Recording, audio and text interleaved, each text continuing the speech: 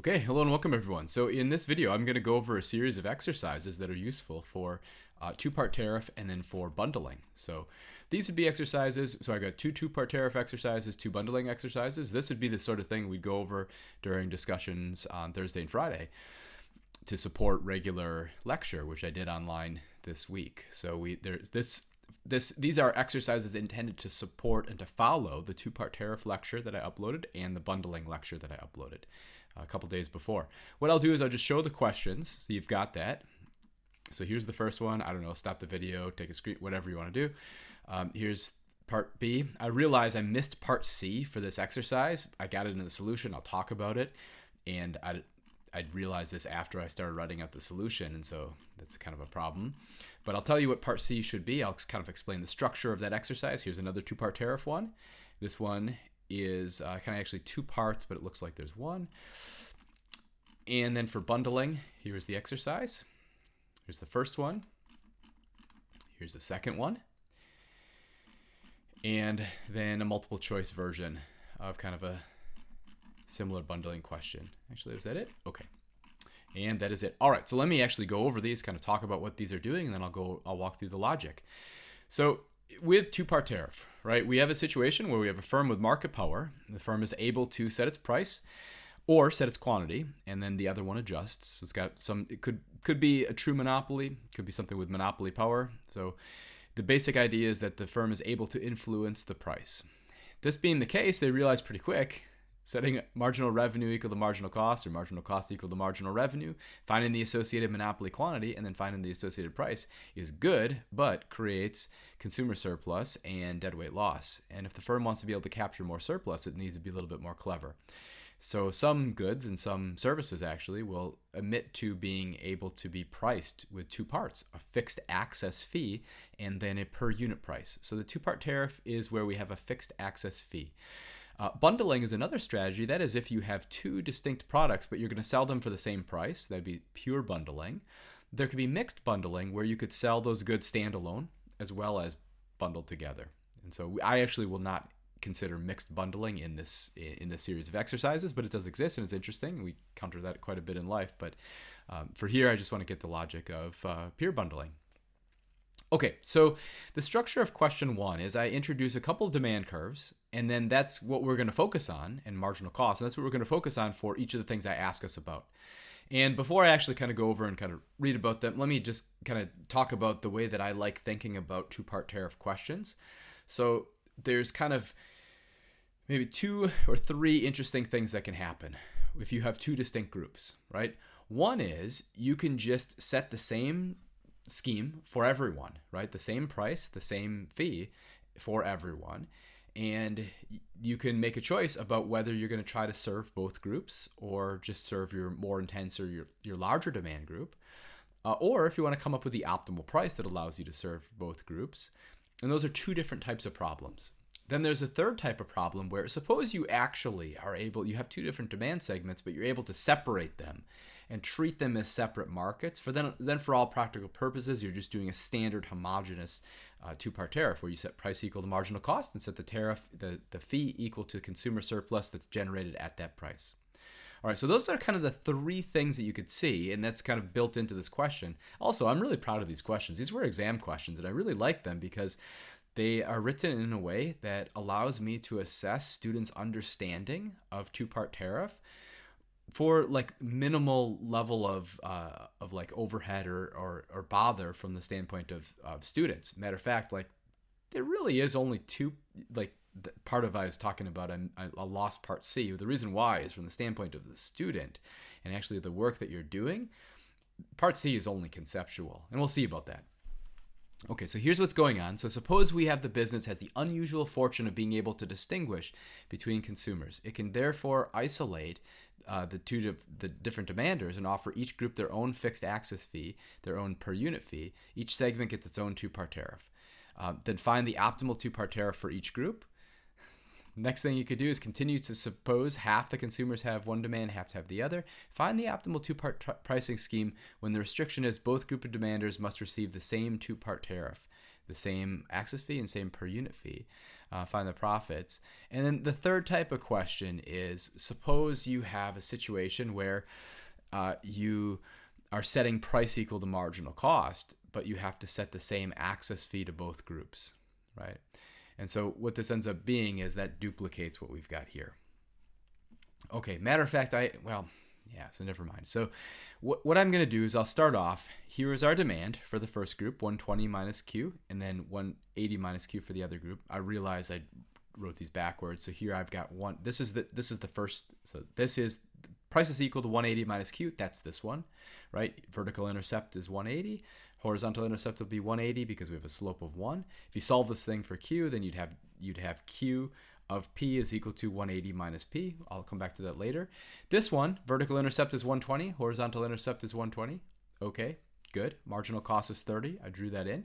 So my starting place for something like this is regardless of kind of like what the question's asking, I always want to draw this picture. And I want to get a sense of how these demands look.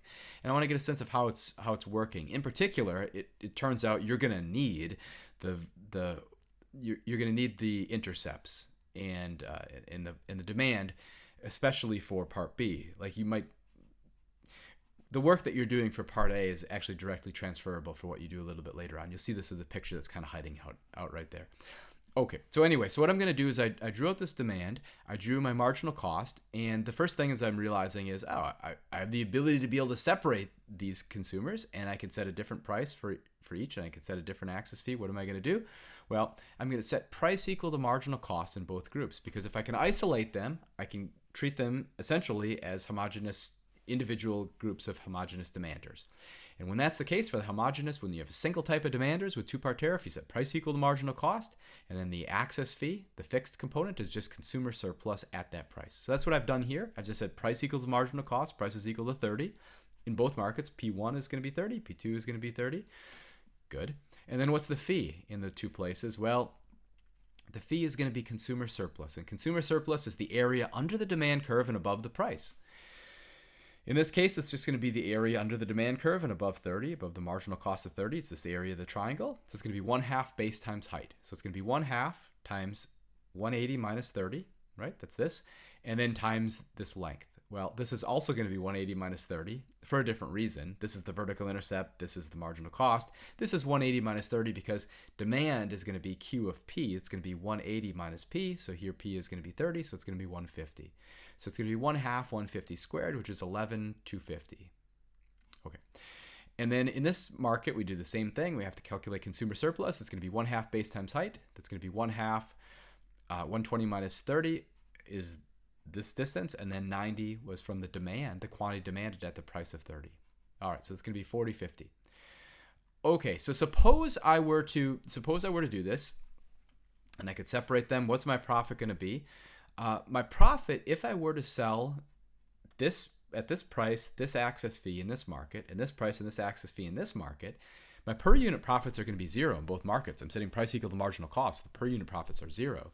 All my profits are coming from the access fee, so my profits would actually just be add the 11,250 to my 4,050, and that'll give me my overall profits between serving these different markets. Now, the other type of question, I wrote this in down here. You see so economists are going to use pi for profits. That's what this is doing, pi's profit. And you see pi's profit here. You see I'm multiplying this by 2. What's going on? Well, suppose I were to ask you the type of question where I'd say, you have to set price equal to marginal cost, but you can set whatever access fee and whatever access fee that you offer. You're free to use the same access fee in both markets, or you could set whatever access fee you wanted. Turns out, like, the access fee that you'd want is ultimately going to be whatever is consumer surplus associated with that marginal cost. Turns out you'd have two options. One is you'd either set the access fee of the 11,250 and charge that to both, or you set the access fee of 40.50 and charge that to both. If I set my access fee of 11,250, I'd be ignoring my low group of demanders, they're not going to want to buy because the most that they'd pay for the fixed component would be 40.50. However, if I set my access fee at 40.50, I'll get that twice. The high group of demanders will buy that as well. So then my per unit profits will be 8,100. Matter of fact, I like the exercise I have at the end of my two-part tariff lecture a little bit better than this for that structure. But anyway, so the first profits, it'd be this plus this would be my profits, my answer for part A. And then suppose I were to set price equal to marginal cost and then choose a single access fee to offer, then my options would be a profit of 11,000 or 11,250 or 8,100. Now part B, a little bit more interesting. Suppose half the consumers have demand 120 minus Q and half have demand 180 minus Q. Find the optimal two-part pricing scheme when the restriction is both groups must receive the same two-part tariff fee and per unit price. And then my hint, find the optimal two-part tariff. Matter of fact, it turns out we can do better than what we did here. So calculating, setting price equal to marginal cost, and then getting this tariff just once, or setting price equal to marginal cost and then getting this tariff twice, we can actually do better by finding the optimal price. So what am I going to do? I'm going to say, all right, well, let's allow the price to be somewhere in here. It could be 30. Maybe it comes out that the optimal price is 30. It's marginal cost, but it might not be. It might be something higher. So what I'm going to do is I'm going to recognize that I want to set my fee equal to consumer surplus of my lower group as a function of this price, whatever is my optimal price. And so if this price is 0, then my consumer surplus is just going to be the area under the demand curve. So it'd be like 1/2 times 120 times 120, right? If my price was 120, then my consumer surplus would be 0.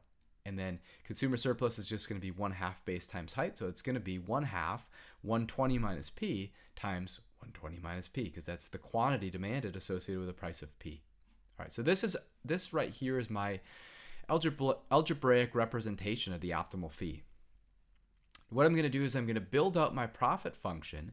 I'm going to write this in terms of P, in terms of price, and then I'll take a derivative and solve for the optimal price. And once I've got that, I can plug that back into this expression and get my optimal fixed fee as well. All right, so here's the structure, and I've built out what this is doing. I have two consumers. I said for simplicity, assume there's just two consumers. It'll be 2 times the fee, 1/2, the quantity 120 minus P squared, plus P minus 30. This is the price minus marginal cost. This is the quantity times 120 minus P. This is my per unit profits for my low demand group, and here's my per unit profits for my high demand group. Then what I'm going to do is I'm going to take a derivative. And the way that I've done this, I recommend taking the derivative just like I've done here. There's a lot of different ways you could do this. You could first expand this, right? You could FOIL. So first, P times 120 outside, P times minus P, P squared. First, outside, inside, 30 times 120, and then last, 30 times minus 30 times minus P. Could do that, then take the derivative. The problem is then you got a lot of terms to deal with. I actually like my approach better, which is to say, okay, let's take this derivative. The first one, everybody's going to do this the same. This right here is going to cancel. Then I'll have 2 times the quantity, 120 minus P, and then chain rule, this is going to be times minus 1. But here's what I do that I think you ought to copy. So as I'm looking at this, I've got a product rule, and I realize I'm going to take, let's multiply this 120 minus P times the derivative from this quantity, which is going to be 1 with respect to P, right? There's going to be a 1 here, so I'm going to get one of these, 120 minus P. And then over here, let's multiply this P minus 30 by the derivative of this part, which is going to be a minus 1. When I do that, I have to flip the sign, so it's going to be 30 minus P. Right? That's all this is. So it's going to be a 120 minus P because this is 120 times the derivative of this part, product rule, and then it's going to be a 30 minus P because it's P minus 30 times the derivative of the second part, that's minus 1.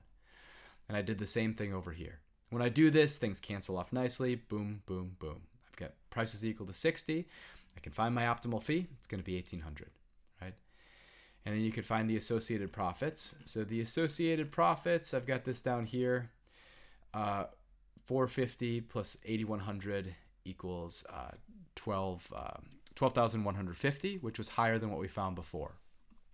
as I'm looking at this, I'm realizing exactly what happened. It's not that I lost my...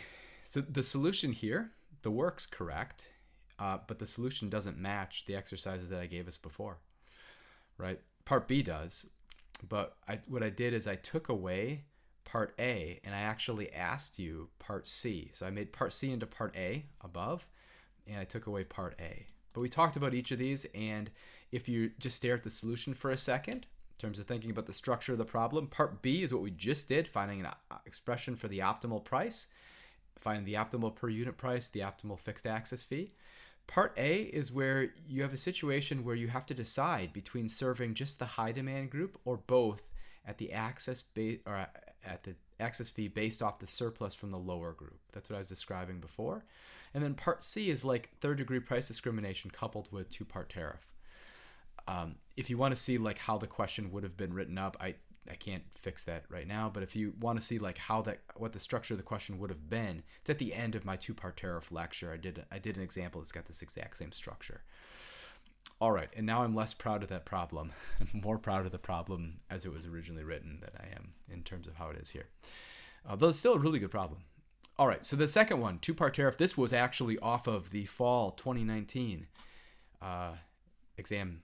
So suppose a monopolist with constant marginal costs of 40 faces two different groups of demanders. There's 100 demanders, 100 consumers of demand represented by prices equal to 100 minus Q. 100 demanders of demand represented by prices equal to 100 minus 1/2 Q2.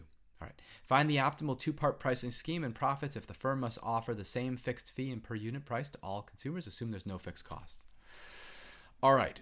So as you're looking at this, yes, the optimal is going to be exactly as we did right here, right? So you're going to get an expression for profit, take a derivative with respect to price, and that'll kick out the optimal. But we need to verify that it's not going to be the other. Equal to marginal cost, generating consumer surplus, setting fee equal to the consumer surplus, and then deciding whether to serve one or both groups. Right, so I've got to do this first. I've got to check, and it's going to turn out either way. My profits are going to be $360,000. But what I've got is here's my graph for the first demand curve. Right, here's price, here's quantity. So the quantity associated with the price of 40, which is equal to marginal cost, was 60. So 1/2 base times height is going to be 1/2 60 squared, or 1800. Over here, vertical intercept is 120, horizontal intercept is going to be 200, right? So 100 minus 1/2 Q, so horizontal intercept will be 200. And then that means that this quantity is going to be 120. Here, I'm going to have, for my access fee, 1/2 60 times 120, which comes out to 3,600. If I set my access fee of 180, both my high demanders over here and my low demanders over here are going to pay the 180, 1800, and I'll get that twice for a total of 3,600. However, I've got 200 demanders, and I'm getting that for each group, and so I would get 180,000 from both groups, which comes out to 360,000. Alternatively, I could just set the access fee equal to 3,600, and I'll get that from only 100 demanders, because my low demanders, they would only be willing to pay for access 1,800, not twice as much over here. Either way, whether I do this twice or this once, I'm going to get $360,000 in profits. All right, so now I got to determine, suppose I were to come up with the optimal price and the optimal tariff. I'm going to write profit as a function of price.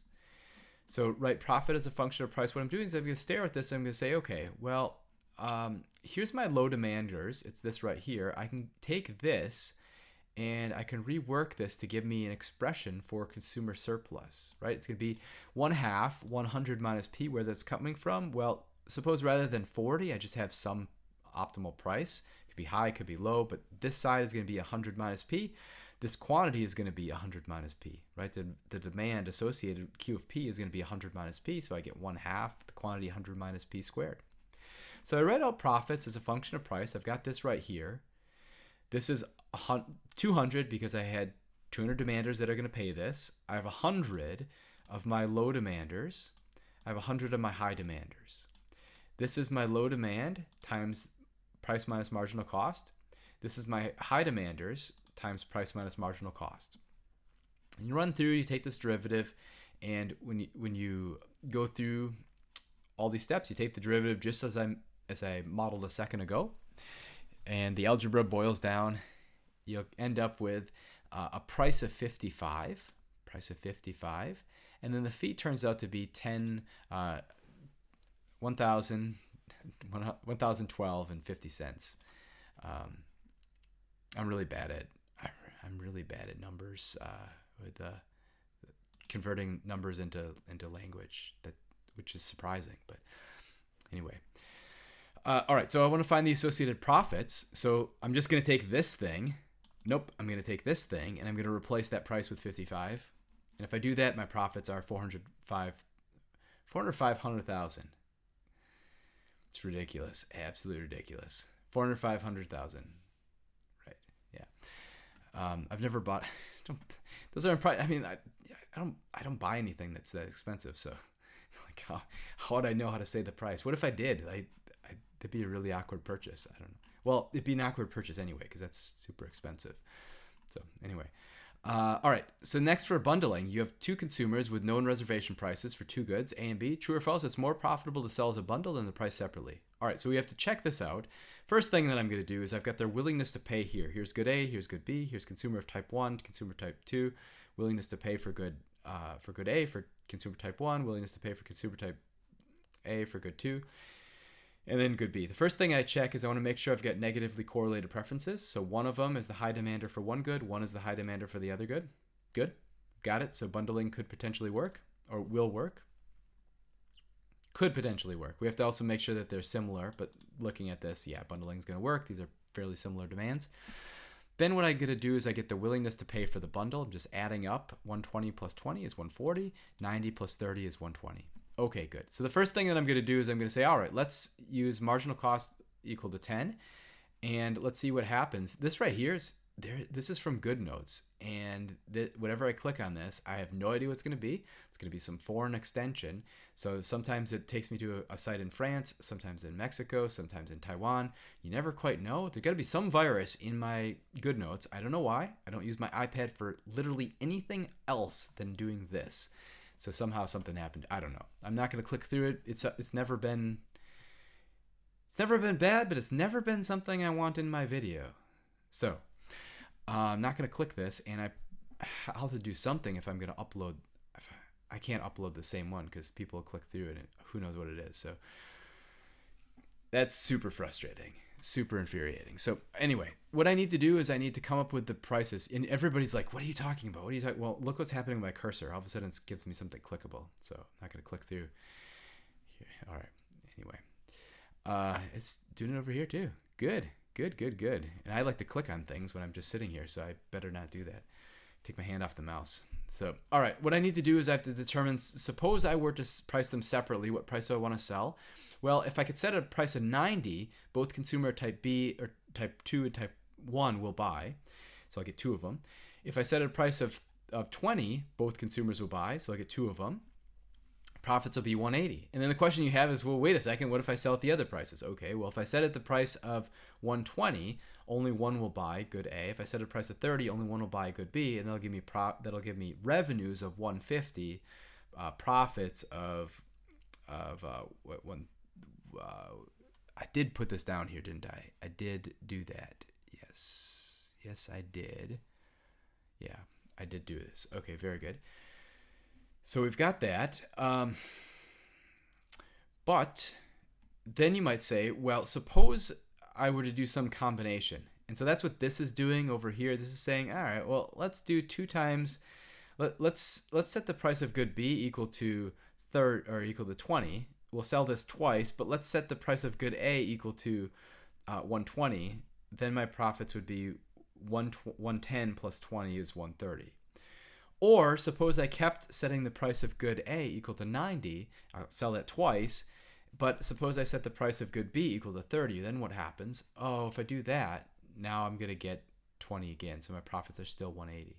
Turns out the bundle's better. If I sell the bundle at a price of 120, I'm going to get that twice. So it's going to be 2 times 120 minus 20, which is 100, times 2 is 200. You're like, wait a second, why 20? Well, remember, it's 10 for both goods, and so for good A, I've incurred 10, and for good B, I've incurred 10. So 120 minus 20 times 2 is 200. All right, so I'm better off bundling. All right, so over here, you have two customers with known reservation prices for the two goods. True or false, the more profitable to sell as a bundle, use marginal cost of 20. Matter of fact, as I'm staring at this, I'm like, wait a second, here's willingness to pay is 100, here's willingness to pay is 120, willingness to pay is 80, willingness to pay is 90. Oh, these are positively correlated preferences. Consumer type 2 is always my high demander. And so it turns out bundling is not going to be helpful, right? There's actually not going to be any difference in terms of profit selling alone or selling the bundle. And you could verify that, but it's enough to see that. And then in the bundling video that I did, I think kind of at the beginning, I did that calculation for a different example, for the Gone with the Wind and Getting Gertie's Garter example.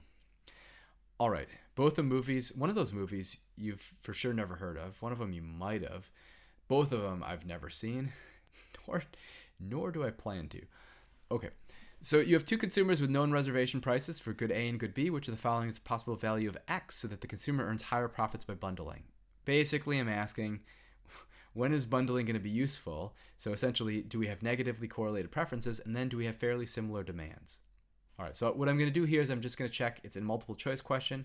This is also literally like right off the exam, the fall 2019 exam. So here, if I have a 120 here, now we've got positively correlated preferences. Consumer type B or type 2 is my high demander.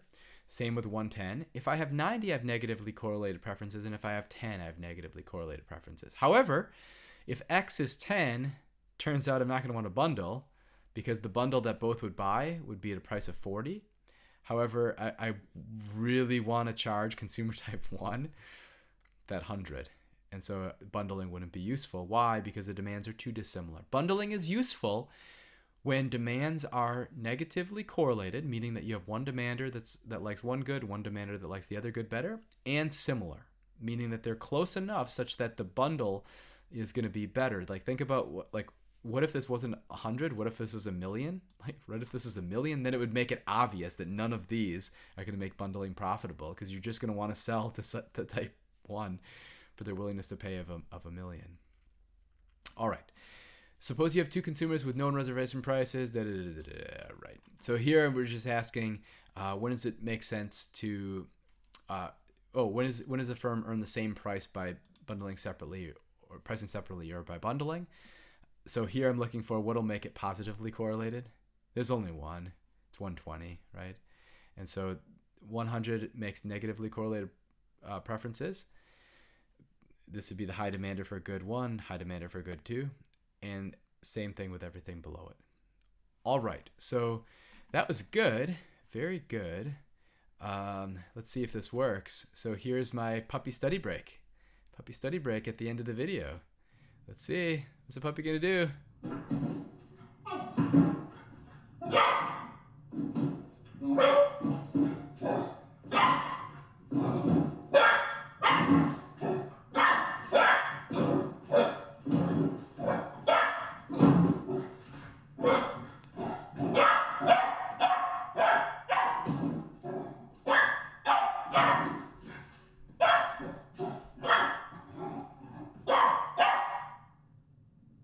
She stops. She looks at me. All right, puppy study break. Anyway, hope you liked the video. Have a good night, everyone.